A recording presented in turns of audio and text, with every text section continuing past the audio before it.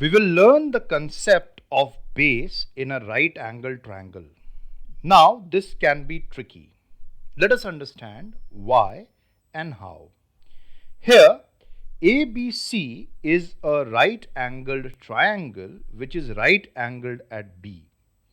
So, the hypotenuse is fixed as it is the side which is opposite to 90 degrees. So, in this triangle ABC, the hypotenuse is AC. Let's take theta as the angle.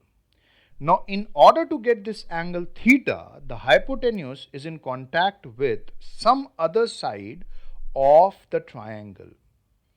As we can see, this side is BC. So, whatever this side is, it becomes the base. Thus, we are sure about the hypotenuse, which is AC, and the base, that is BC. So, AB becomes the perpendicular.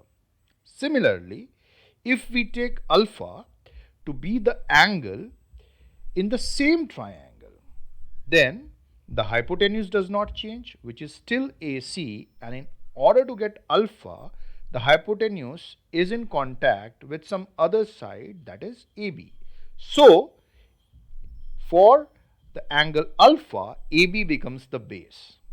Likewise, we are sure that AC is the hypotenuse, AB is the base, so BC will be the perpendicular.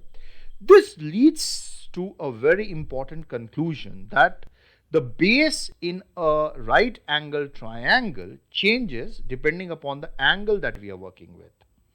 So, now with this clear concept of the base, hypotenuse and the perpendicular, we can work around with any trigonometric ratio. Let's take an example. So, if we are calculating sine theta, we can say that sine theta, which is the ratio of the perpendicular to the hypotenuse, is going to be AB upon AC. So, sine theta is equal to AB upon AC. But when we talk about sine alpha will become BC upon AC. Similarly, we can work around and find any trigonometric ratio that is of interest.